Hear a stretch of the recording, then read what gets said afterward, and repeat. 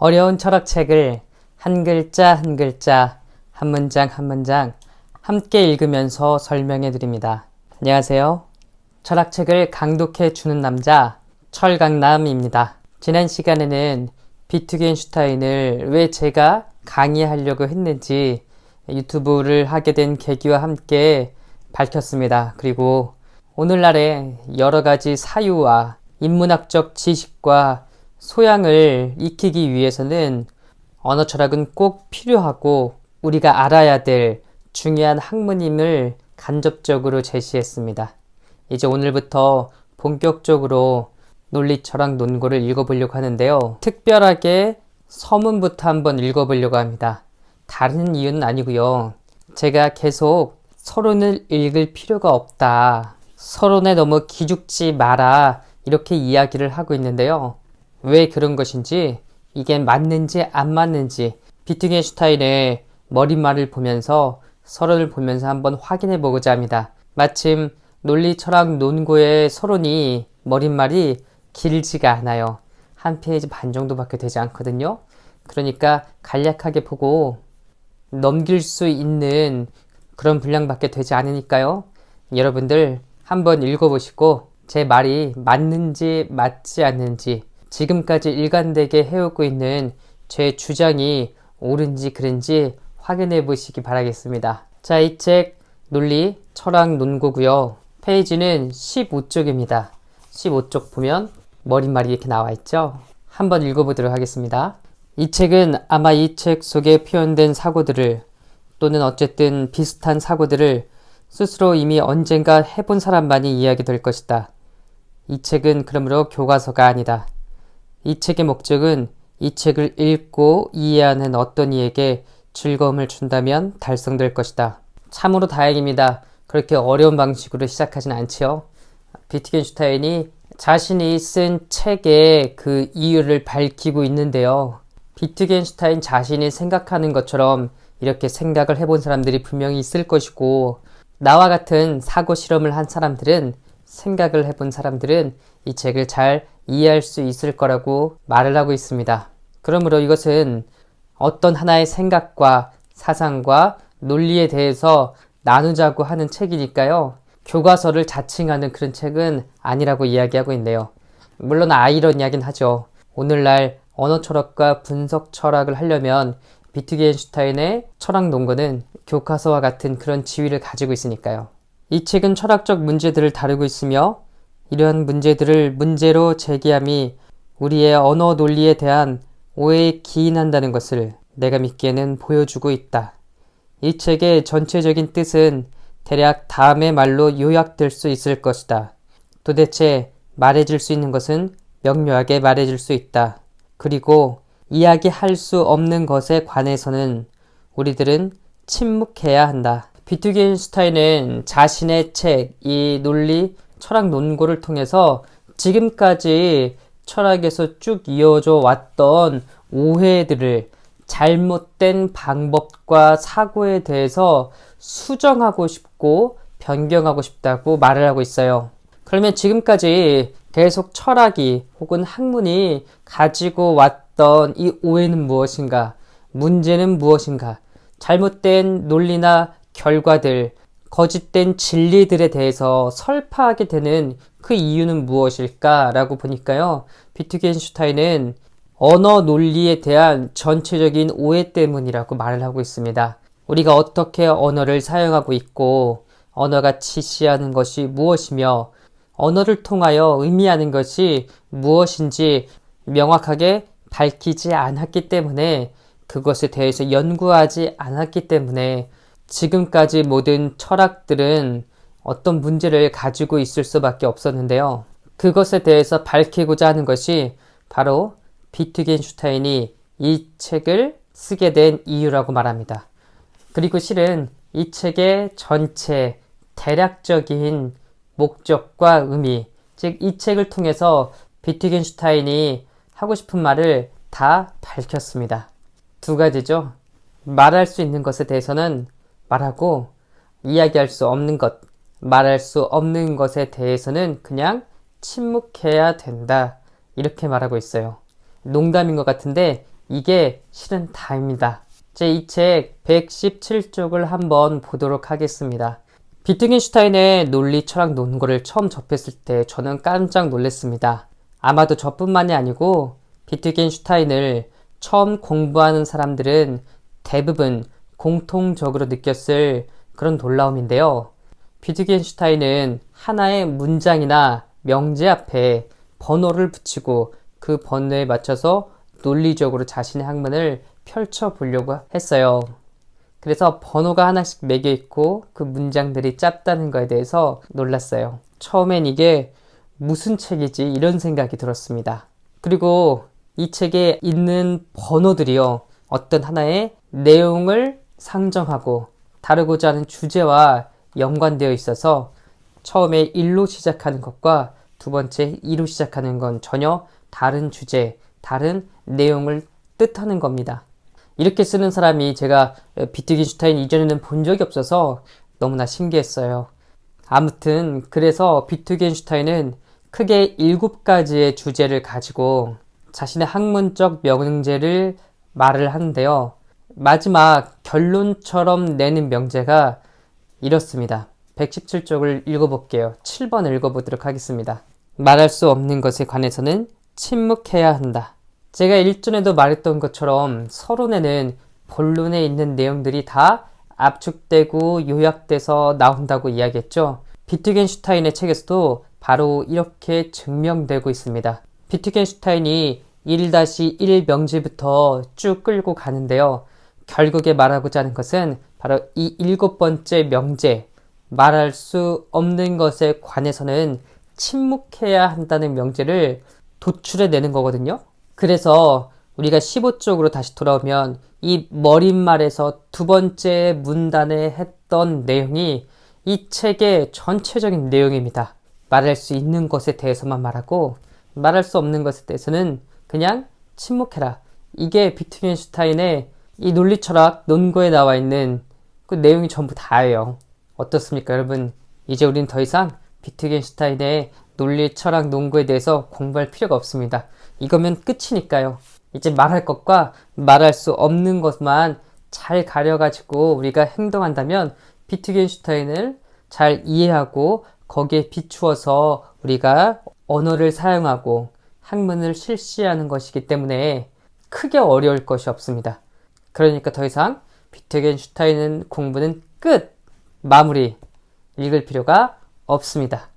네, 물론 이렇게 하면 절대 안 됩니다. 절대 안 돼요.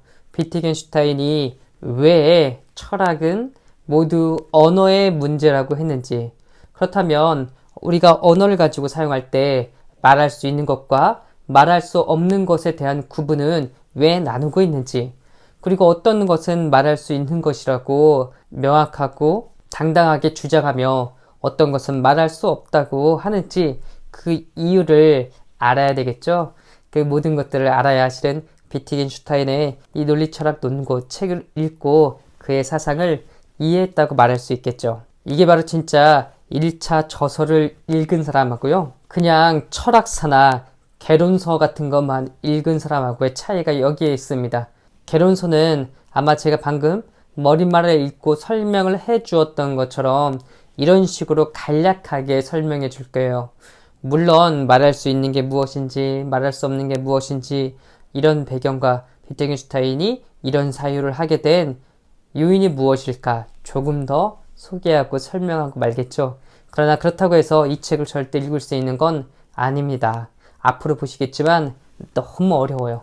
오히려 설명이 별로 없다 보니까 그것의 의미를 더 밝히기가 헷갈릴 때도 많이 있습니다.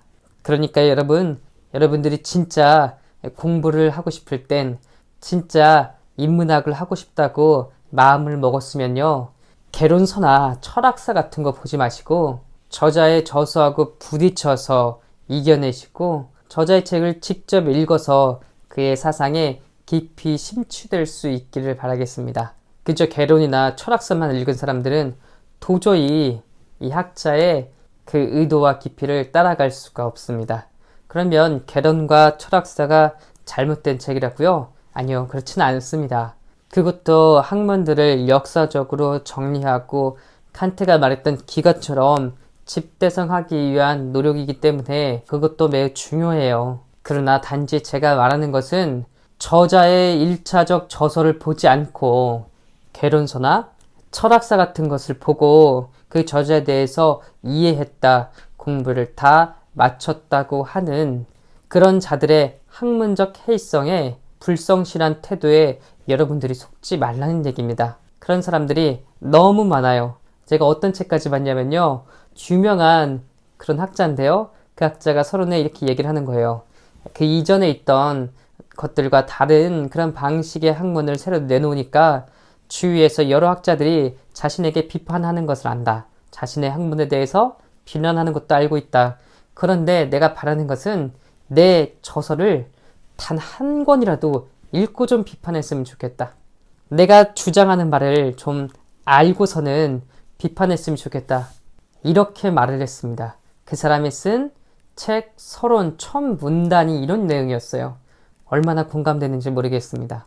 이야기가 약간 옆길로 새는데요. 제가 일관적으로 말하는 것, 개론이나 철학사는 그저 내가 알고 있는 학자에 대해서 정리만 한다. 진짜 공부를 하기 위해서는 꼭 저자의 텍스트를 봐야 된다. 이걸 명심하시기 바라겠습니다.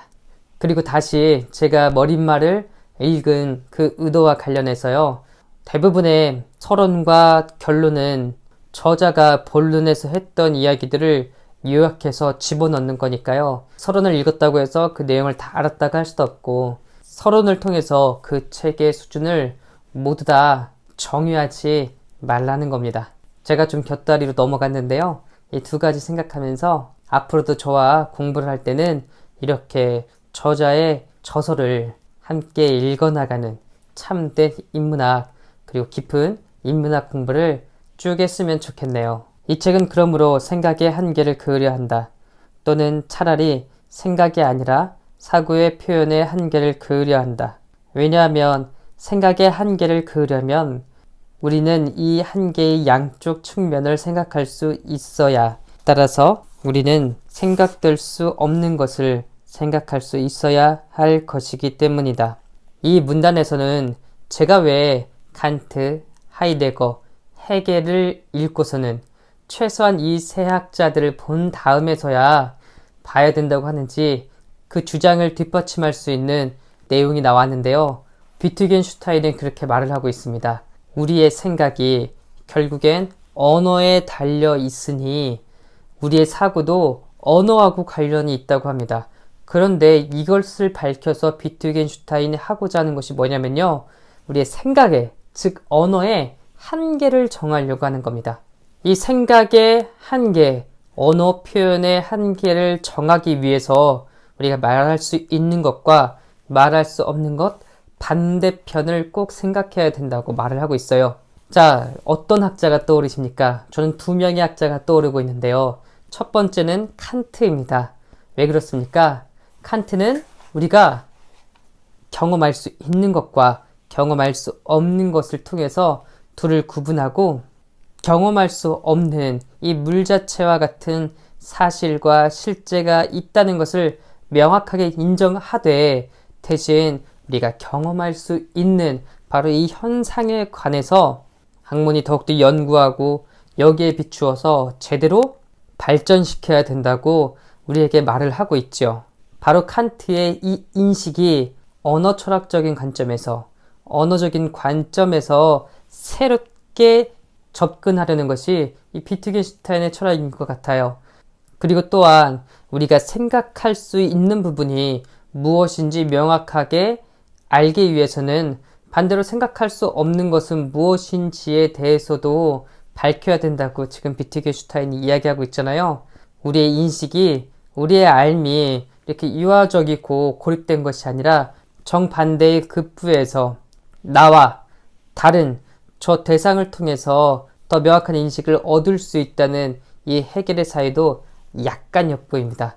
물론 비트겐슈타인 헤겔을 좋아하지 않고요. 이 약간만 살짝 엿보일 뿐 이후로는 거의 헤겔의 사유와 정반대되는 비판하는 그런 논리를 펼치는데요.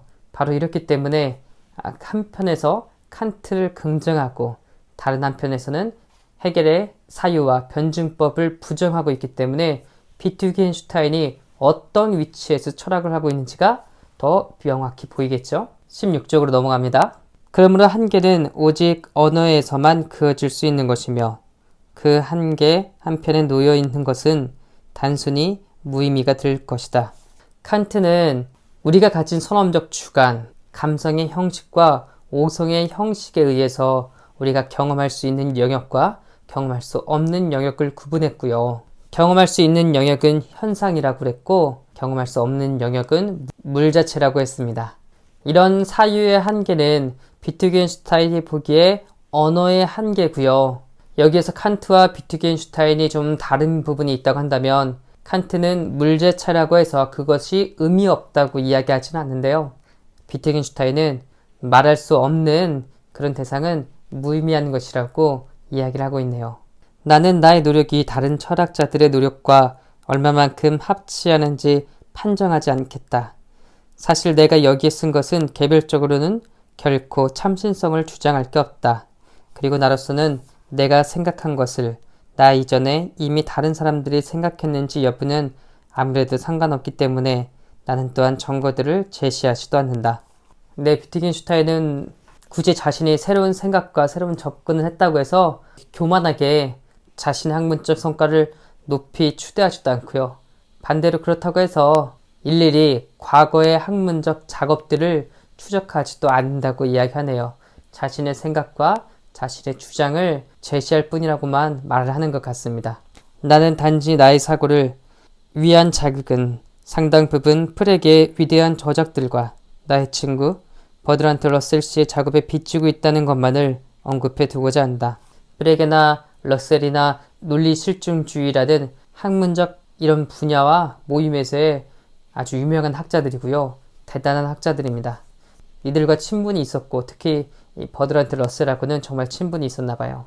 이 작업이 어떤 가치를 지닌다면 그것은 두 가지 점에 있다. 첫째로 이 작업 속에는 사고들이 표현되어 있다는 것이다. 이 가치는 그 사고들이 더 잘 표현되어 있으면 있을수록 더 커질 것이다. 여기서 나는 가능한 수준에 훨씬 못 미침을 자각하고 있다. 이는 단순히 나의 능력이 그 과제를 성취해내기에는 너무 빈약하기 때문이다. 아무쪼록 다른 사람이 나와서 더 잘해주기를. 반면에 나에겐 여기서 전달된 사고들의 진리성은 불가침적이며 결정적이라고 보인다. 따라서 나는 본질적인 점에서 문제들을 최종적으로 해결했다고 생각한다. 그리고 내가 이 점에서 틀리지 않는다면 이 작업의 가치는 둘째로 이 작업은 문제들이 해결됨으로써 이루어진 것이 얼마나 적은지를 보여준다는 점에 있다. 비트겐슈타인은 자신이 이렇게 했던 작업과 학문적 성과는 겨우 두 가지에 불과하다고 말을 하고 있습니다. 하나는 우리가 함께 읽었듯이 자신이 이룩한 학문이 어떤 하나의 사고를 표현하긴 하지만 그것이 자신의 능력의 부족으로 매우 미약하다라고 말하고 있네요. 비트겐슈타인이 이렇게 낸 학문적인 성과에 비해서 비트겐슈타인 자신은 굉장히 겸손하다는 그런 면모를 확인할 수 있네요. 그러나 그럼에도 불구하고 지금 자신이 한 주장이 아주 진리라고 생각하고 어떤 것도 침범할 수 없는 확고한 인식이라고 이야기를 하는 것 같습니다. 그리고 다른 하나는 자신이 이제 언어 이론에 대해서 이야기하기 시작한 것이 이 책을 통해서 지금까지 전해져 내려오는 이 철학적인 문제를 제시했는데 축적되었던 어마어마한 철학적인 성과들에 비해서는 그저 미흡할 뿐이라고 아주 약소한 것에 불과하다고 말을 하고 있습니다. 생각해보면 제가 직접적으로 책을 읽었을 때 그 저자들을 보면 정말 교만한 사람들은 거의 없던 것 같아요. 그래서 저도 이 철학을 하고 좀 공부를 했다고 해서 엄청나게 대단한 것을 알았다고 남들보다 하나 더 알았다고 딱히 교만해질 필요는 없을 것 같다는 생각이 듭니다. 감사하게도 제 이 방송을 보고 연락을 주시는 분들이 한 번씩 있는데요. 그분들이 좀 이야기하는 게 여타 학자들과는 다르게 제가 좀 겸손하게 이 책들을 설명해주고 소개해주는 것 같다고 해서 너무 감사한데요. 저만 그런 게 아니고요. 진짜 이 대가들은 거의 대부분 겸손해서 저는 아직 대가의 반열에 오르지 못한 사람이기 때문에 당연히 겸손할 게 맞는 것 같아요. 그리고 인문학이 그렇지 않습니까? 사람을 사랑하고 인간의 가치에 대해서 논하는 건데 막상 이 인문학을 전하는 사람들은 그것을 하나의 권력으로 생각하고 그것을 자신의 우월감으로 여긴다고 하면 인문학의 가치를 그들 스스로가 쇠퇴시키는 거죠. 그리고 인문학 자체가 진리에 대해서 이야기하자고 하는 건데 겨우 개론서나 철학사와 같은 것을 통해서 확보한 이 얕은 지식을 진짜 진리인 것처럼 둔갑시켜서 미혹시키는 게 이게 참된 인문학자의 자세인지는 잘 모르겠습니다. 아무튼 그런 의미에서도 저는 계속 지금처럼 겸손하게 그리고 여러분과 함께 책을 읽으면서 이 어렵다는 학자들을 제가 할 수 있는 최선의 노력을 다하여 쉽게 설명해 드리고 가르쳐 드리도록 하겠습니다. 자, 서론을 읽어본 여러분 심정 어떠신가요? 이제 앞으로 어떤 책을 보던 시간에 서론을 통해서 그 책의 수준을 평가하지도 마시고요. 서론만 읽고서는 그 책을 포기하지도 마시고 정 힘들고 어렵다 싶으면 차라리 서론을 과감히 뛰어넘어서 직접 본론을 읽으시기 바라겠습니다. 비트겐슈타인도 마찬가지입니다. 참고로 제가 이렇게 서론을 읽어드리면서 비트겐슈타인의 사유에 대해서 전반적인 틀을 좀 이야기해 줬으니까요. 앞으로 이제 구체적으로 본론 부분을 읽으면서 설명할 때 조금이나마 도움이 되길 바라고요. 또 비트겐슈타인을 굉장히 매력적으로 느꼈던 지점이 있어요. 방금 우리가 읽었던 서론에서 보면 지금 자신의 생각과 사유가 이게 진리이고 너무나 확고해서 불가침입적이라고 이야기했는데요. 놀라운 게 비트겐슈타인의 후기에는 이 전기와 전혀 다른 전기를 정말 반박하는 그런 자신의 언어 이론을 펼칩니다. 실은 매우 놀랍습니다.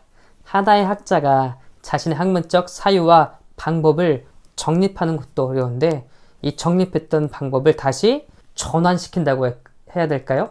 학자 하나에게서 자신의 학문을 부중하여 전혀 다른 학문적인 방법들을 또 사상들을 펼칠 수 있는 건 매우 놀라운 일이어서요. 비트겐슈타인에게 개인적으로 큰 매력을 느꼈습니다. 이거를 잘 이해하고 파악하기 위해선 어떻게 해야 될까요? 네, 그렇죠. 저자의 책을 읽어봐야겠죠? 앞으로도 저와 함께 이 재미있는 비트겐슈타인의 이 생각과 논리와 사유 속으로 들어가시길 바라겠습니다. 오늘도 너무 수고하셨습니다. 감사합니다.